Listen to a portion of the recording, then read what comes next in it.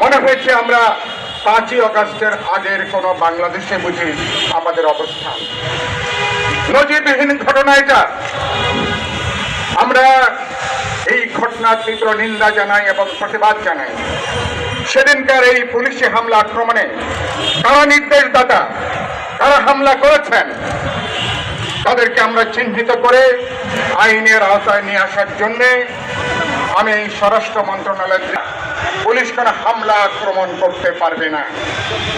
এবারকার পুলিশ সংস্কারের যে রিপোর্ট, পুলিশ সংস্কার কমিশন তারা যে রিপোর্ট দিয়েছেন, আমরা বিভিন্ন রাজনৈতিক দল থেকে, আমরা সরকার এবং প্রশাসন, বিশেষ করে আইন শৃঙ্খলা রক্ষাকারী বাহিনীর সংস্কারের ব্যাপারে আমাদের যে বক্তব্য, পুলিশ বা রাষ্ট্রের কোনো বাহিনী নাগরিকদের কোনো শান্তিপূর্ণ সমাবেশ, মিছিল, তাদের প্রতিবাদী কোনো কর্মসূচিতে তারা কোনো হামলা আক্রমণ করতে পারবে না।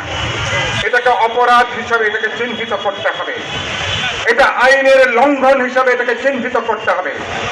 যারা এটাকে বাড়াবাড়ি করবেন, হামলা করবেন এবং তাদেরকে আইন ভঙ্গকারী হিসাবে, বরঞ্চ দুষ্কৃতি শিক্ষারী হিসাবে চিহ্নিত করে, উস্কানিদাতা হিসাবে চিহ্নিত করে তাদেরকে আইনের আওতায় নিয়ে আসতে হবে।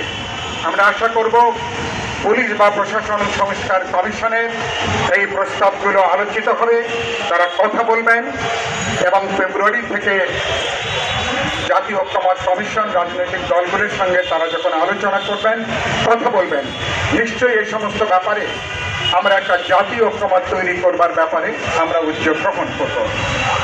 যে যারা হামলা করেছেন নামটা দিয়েছেন কি, স্টুডেন্টস ফর সভরেনিটি, মানে আপনারা সার্বভৌমত্ব রক্ষা করার জন্য আপনারা এখানে কাজ করবেন। কোথায় সার্বভৌমত্ব? আমরা 5ই আগস্টের পরে বাংলাদেশ যে পুনরুত্থান ঘটেছে, 16 বছর এবং 36 দিনের ছাত্র শ্রমিক জনতার যে গণজাগরণ, গণ অভ্যুত্থান, তার পরিষ্কার বার্তা হচ্ছে,